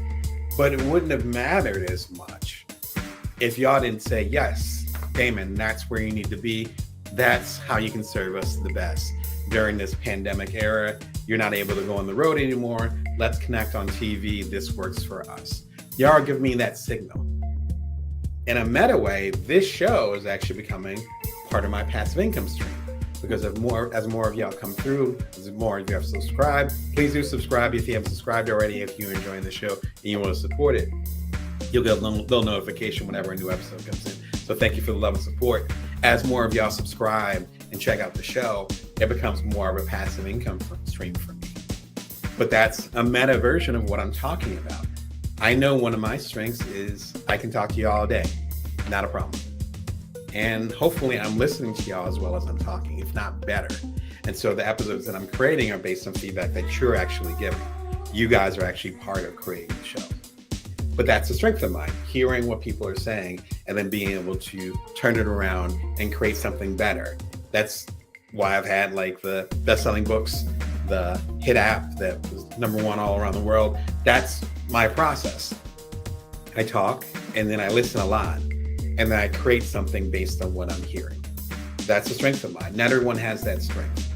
You probably have a different strength. This will help you on that journey. And then once you find out what that strength is, then you can start to figure out how people can be served with it. Because again, if I was just talking to a computer or talking to a camera, and that was my main intention, then it being a passive income source, I might get lucky with it, but probably not. Instead, what lights you on fire? What gets you going? What is your strength? Again, Strength Finder. How does it apply to the rest of the world? How can you serve other people with that? That's the first step towards creating passive income.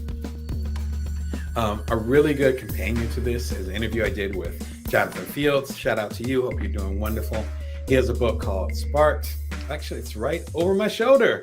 You can see it right over there. I'm not even going to grab it. It's right there, right? The colorful book right next to Build From Now. In fact, it came out a few months after Build From Now, if I remember correctly. And he talks about, in this interview, he talks about the system that he created so that you can understand what your value is with what you're interested in and how you serve the world best. Fascinating stuff. That's a really good parallel or companion to talking about Strength Finder. Strength Finder is pretty old school.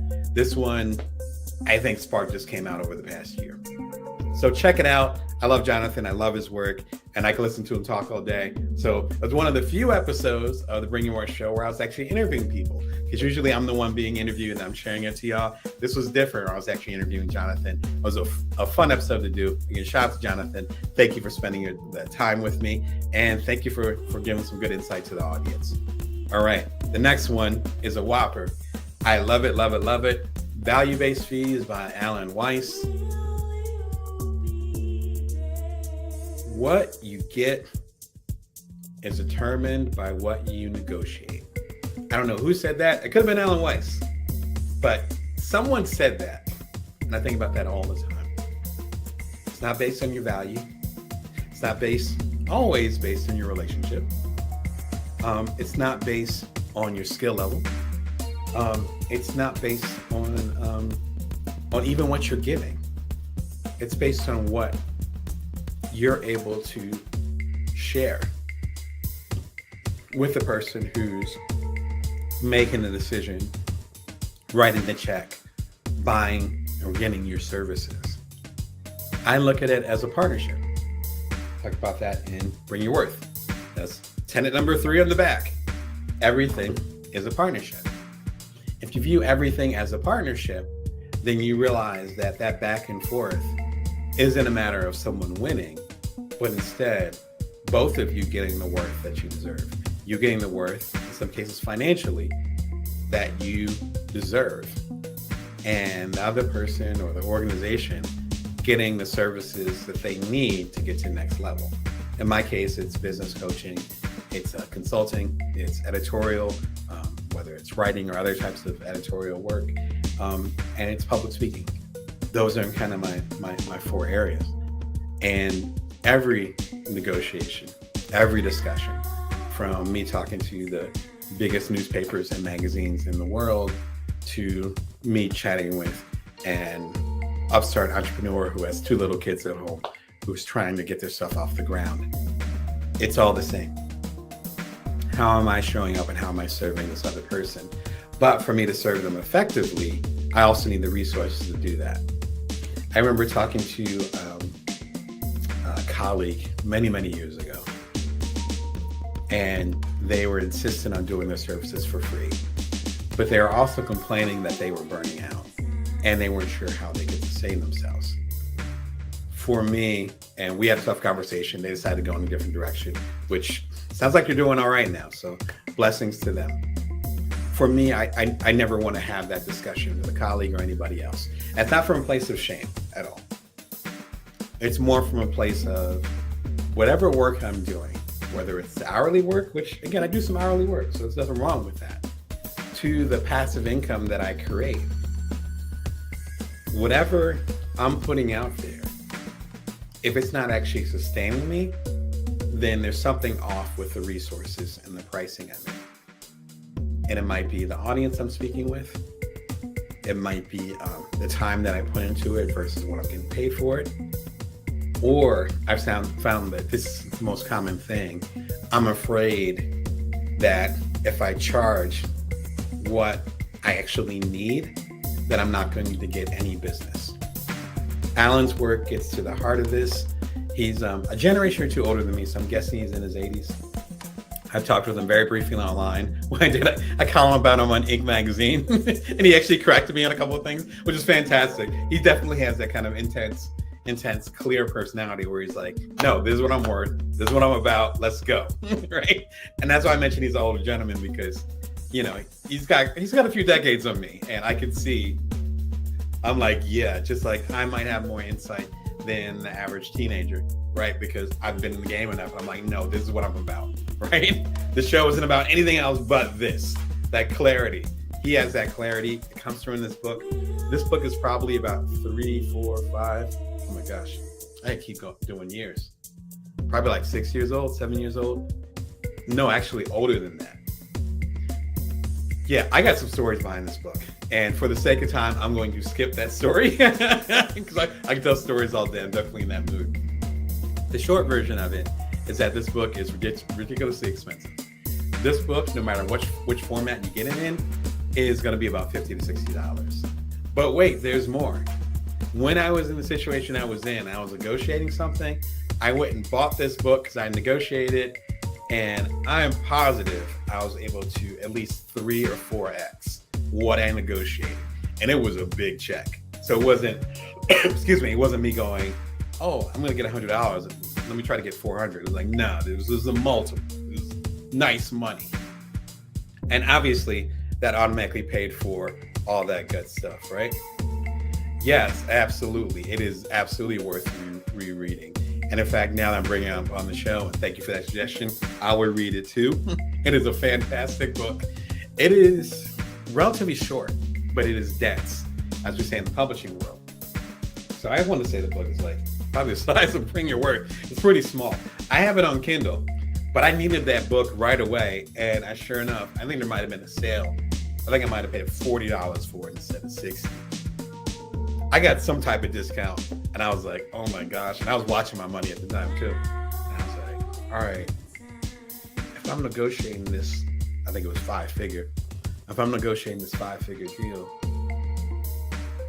and I'm paying $40 for this joint, am I gonna get my money back? And I was like, even if I get like a little bit more, I'm gonna get the money back. And that's the nice thing about books. You own the books forever, right? Went for it, had to look back. Fantastic book. I recommend the book to a lot of my clients, my organizational clients, as well as strictly my independent clients like myself. If you're running your own business and you're working with big organizations, you gotta know how to negotiate. This pairs really well with one of my most popular episodes I've done this year. 3 reasons why you shouldn't sign a contract. It sounds cynical, but I keep 100% real in there. When you give your goods or your services, you're sometimes trading that time for money, but you're also giving the power of something you created, often from scratch. If you're a writer, if you're a public speaker, like those things didn't exist. Realize that, like you made that. It came from your head, fully formed like Athena, came out. And you're giving it to an organization or a person. If your contract's not right, they own that joint. You can't give it to somebody else. Sometimes you can't take credit for it anymore. And what they gave you, as they say nowadays, what they gave you was a bag. They give you some money. I was talking to a coaching client earlier this week, and I was saying that's the problem with looking at the money of it. Someone could give you, let's say, $10,000, but they own the rights to all the stuff that you've done and worked hard on for the past, let's say, year. You got the $10,000. Fantastic. $10,000 is a great amount of money. I'm not going to turn away $10,000. That said, that $10,000 is going to go away. And it could be to your house, your mortgage, it could be to your kids. It could slowly go away because of inflation, right? Whole other topic, but you know where I'm going. It could go away because you decide to do a down payment on a new car, a really fancy car, right? Haven't bought a car in a while, but I don't think $10,000 would buy a car nowadays, right? Eventually it's gonna, your electric bill, your clothes, whatever, it's going to go away. Your intellectual property, though, we call it IP. Again, you'll learn more about that in this episode. That's forever unless you sign a bad contract or you sell it. I own the rights, Library of Congress, to all my books, including the bestsellers. That's in my family until I decide it's not in my family, or myself or other people in my family after I'm gone make decisions to either sell it or they sign a bad contract. That's how much power it is in the shit that we create. We need to recognize it. That's literally what the entire book, Bring Your Worth, was about. The little tiny book I just showed you, that's literally what this whole book is about. Bring Your Worth, and the TV show, Bring Your Worth, is about knowing what you're bringing to the table. If you don't know what you're bringing to the table, then you'd be like, yes, I need $1,000 right now. Been there, not judging you. But know what you're getting into. That $10,000 bag, back to the proverbial idea, that $10,000 bag that you get right now, eventually that money is going to be in your IRA. It's the end of the year, so thinking about IRAs. But in your IRA for your retirement account, it's going to be maybe investing into something. Like, there's nothing wrong with that. But that money isn't stagnant. And in a lot of cases, it's going to be gone away in little bits and pieces of us just living our lives. The secret, though, is that we can always earn more money. If we're healthy, knock on hard wood, if we're healthy and we have a certain skill that has value in the marketplace, it has value to other people, there's ways we can make money. A hustler is always going to find a way to make money, right? I mean that in the best connotation possible. I'm a hustler myself. I always find a way. That's because I know my skills and I know how it applies to the market. In other words, if someone's offering you a nice bag, there's probably going to be other opportunities for people to offer you a nice bag too. That's why you just don't see a contract say, yes, the money looks nice, let me sign it. No. And there's 3 big reasons why I call them red flags for you to pause before you sign a contract. Please, out of this whole thing, watch this episode. The last part about it, which the next book I talk about, we'll talk about that a little bit more. But if you sign a contract and you're giving all your rights away, your intellectual property, to an organization or someone else, whatever, it can't be your passive income anymore unless you negotiate that into your contract. So if you're on Shark Tank and Kevin O'Leary or Mark Cuban or one of those guys or gals says, I want to buy your company for $10,000, you're like, great, here you go. Thank you, I appreciate it. That's it. You might have been getting residuals, which is another word for passive income from it. That's done. But if they end up buying it for $10K and they're like, and for as long as the company's around, you'll get 6% of everything sold. That's passive income. Subtle stuff like that, I talked about that in this episode. Again, it's one of the most popular Bring Your Worth episodes. And in retrospect, I understand why, because a lot of us struggle with this when we get the opportunity to level up. We look at the money short term. We don't look at the long-term value of things. Again, that ties back into Alan Weiss's books. Pardon me. All right, so the next book, and I promise this isn't self-promotion. It actually is appropriate. Passive Writer by Damon Brown. Damon Brown and Jeanette Hurt, 5 Steps to Earning Money in Your Sleep. There's a little book that we did a few years ago now, 2018. And it's done really well because as a writer, as a creator, which is focused obviously on writers, you're going to create work out of thin air. You're going to come up with an idea and say, I think there's a group of people, large group of people who are side hustlers, solopreneurs. I think I'll call them non-traditional entrepreneurs who are doing cool shit, but they don't pattern match what everyone else looks like in Silicon Valley, and most of them aren't even in Silicon Valley. Oh wait, that was my book, The Ultimate Bites as Entrepreneur. Literally how it happened, right? We do that every day as creators. And it could be you coming up with new products. Some people that I coach actually make things. And so they're trying to find ways to mass produce and stuff. Shout out to y'all. That is a tough route. Salute to y'all. Some of the folks that I work with are clothing makers. So they're like designers. So they're negotiating things and make sure that the yarn costs and all those different things, like, it's complicated. But all those things come from our mind and from our creativity. If we're going to take this route and be professional creatives, we have to understand, number one, what we're giving away when we sign a contract. We're always giving something when we sign a contract. It's what we're giving away. Nothing wrong with that. You you're giving something. That's why you're getting the money. What we're giving away. And secondly, what we're keeping and how we can create work and negotiate work that will sustain us even when we're not working. If I were to just depend on time versus money, time for money, where every piece of work that I did, there was an hour trade-off to it, then I couldn't be primary caregiver of my kids. Like, I don't. Now they're a little bit older, but when they were younger, hell no. Like, kids, I'll talk about my kids for a second. They take up, it's almost like slime. They take up as much space as they can.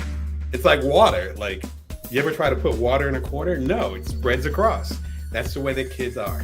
I love my kids. I love kids in general. Kids are fantastic. If you want to be a parent, kids are great. If you don't want to be a parent, they're a little bit rough. If you want to be a parent, kids are great. And also, they will consume everything. That's what they're supposed to do. That's what they're supposed to do. I'm sure I was the same when I was a kid. I'm sure my mom, my dad, and my stepdad were the same when they were kids. That's just what kids do. I wouldn't have had that same role in the last umpteen years that my kids have been growing up if I didn't create these passive income systems. In fact, that's actually the first chapter as far as creating systems so that you can build passive income. And so when I'm changing 2 sets of diapers when they were like 2 and a baby, 2 years old and a baby, and I'm changing 2 sets of diapers and going back and forth and all that stuff, I had money coming in. Ironically, one of them was this, I'm sorry, one of them was this book. They were a little bit older, and those checks were coming in, and that allowed me and my wife to keep a roof over our head, keep the kids fed, and all those things. So it's not just a matter of, I want to make money in my sleep, I want to become a millionaire, blah, blah, blah. Nothing wrong with that. It's also a matter of you being a creative and actually surviving and ideally thriving as a creative. It can't be a one-to-one relationship. It just can't, particularly nowadays. You got to create stuff that goes beyond, that handles the test of time. And if you have stuff that handles the test of time well, then you should be compensated for it. That's what this book is all about. And probably next to the contract video, this will be the episode that you should absolutely watch. The contract video I just talked about, really, really important. This will be, if you can only watch one episode, this will be your second choice. Why is passive income important? Super simple. I went over a little bit of that in my rant that I just did, but it breaks down what passive income is, why it matters, and more importantly, why it should be an absolute priority for you as a creator. The last one is Tranquil by Tuesday by Laura Vanderkam. Shout out to Laura. Hope you're doing well. There's a new book from Laura Vanderkam. You might be familiar with her work. She's basically the time maven. She's able to help you maximize your time and reframe your view of time. And I think she would agree with me with my assessment of her work, where it's not a matter of finding more time. It drives me crazy when people say that. I'm sure it drives her extra crazy because it's her specialty. You can't really find more time. We got 24 hours. It's around noon. Looking for a clock. Yeah, it's around noon. What time is my show? It's around noon here in Las Vegas. In 12 hours, it's going to be midnight. Ain't nothing I can do about it. 24 hours from now, it's going to be lunchtime again. That's just the way it works. What she's really good at doing, though, is reframing how you view time. How you can maximize it, how you can make the best of it, and how you can get to where you need to go, even if it ends up being in incremental pieces. One of my favorite books from her, and actually a book that I have a couple quotes in, is Off the Clock. Feel less busy while getting more done. Is a few years old. I want to say it's dope. It was about 6 years old because she actually interviewed me for the book while I was cradling my second son, and my second son is in soccer now. So it's a few years back. This is a favorite of mine too. Despite even I would say, despite me even being here, it's such a fantastic little book. But Tranquility by Tuesday, sorry, for your Amazon viewers. So now it's highlighted. Tranquility by Tuesday is her actually taking a look basically taking you behind the scenes and saying, these are how people implemented these time strategies. So almost like with her being similar to me as far as being a coach, it's almost like a time management coach taking you behind the scenes and saying, this is how it changes people's lives. Her previous books, including Off the Clock, were more about talking to people. And again, I was honored to be one of the people quoted who had figured out how to manage their time effectively and be productive in a certain way where they didn't burn themselves out. Sounds familiar, right? That's one of the reasons why Laura and I connected. Her new book feels a little bit different because she's actually taking so-called people who are normal or people who are struggling with their time challenges and saying, hey, come with me. Let's go ahead and get y'all right in the process of doing that. So I think there's almost like a level of realism and terra firma, like a concreteness about it, because I think the strategies that she's going towards with this book are probably even more applicable than our previous books. So her book just came out. I'm just getting to it now, but her work is really fascinating. She also has a TED Talk too. She spoke at TED Women down in New Orleans. I'd already moved from New Orleans, so unfortunately I didn't catch the talk. But it's one of the most popular TEDx talks that I think is on the channel. So be sure and check out that too. Just do a Google search for Laura Vanderkam and you'll find all the good stuff. What's applicable to this? Applicable. So need to work on my words today. Episode I did a year and a half ago. So weird to say that. How to organize your life right now. And it's so important to figure out what your priorities are going to be. This episode, it's one of the old school episodes that's gotten really popular in recent months. I talk about a simple principle that you can apply to figure out what your priorities are. It's super simple. All I do is talk about the principle. I would say the episode is like 5 minutes long. And a lot of y'all really gotten into it. If you haven't watched it yet, be sure to watch it. With the people that I coach, and even with myself, I have a lot of stuff I'm trying to figure out this week, just because it's the end of the year. Now, I'll be doing some work for the next few weeks as we wrap up the year, but I know a lot of people are going to be off. So there's things that I need to get done now because I need other people's responses to it, or they need that to wrap up their year. So I've even been using this technique and saying, okay, what's my priority? Where am I going? And so forth. The thing with passive income, this will be my final thought on this, is that it shouldn't be something that's hard. Whatever you're doing, whether it's a product or a service, it shouldn't be so much of a stretch where it becomes a burden. Now, writing a book is hard, very hard. Done it 26 times. But it's never a burden for me, ever. And so those passive income streams from those 26 or so books, they're not a burden. There's not a heaviness to them. Your passive income, going all the way back to the top, remember, is based on your particular skill set and how it can serve other people. If it's serving other people will gobble it up. It's kind of the way it works. It's not more complicated than that. You figure out what your good shit is, people recognize, yes, I want that good shit. That's it. The reframing comes in, what in your skill set can you create that people will still value over time? And for me, it's books, it's public speaking. I'm doing the public speaking, but when I do a keynote, one of the things in the contract or one of the things negotiated is that I get a recording of the keynote. It could be a video, it could be audio, which is more common, because the venues are all different, all those things. And then I'm able to share that keynote with y'all, whether it's in one of my audiobooks. All my audiobooks have, almost all of them have bonus keynotes that are related to it. So it's just extra hour, 2 hours of content on top of the 10-hour audiobook, whatever it is. You guys, if it's video, y'all, most of my keynotes are actually available on this show.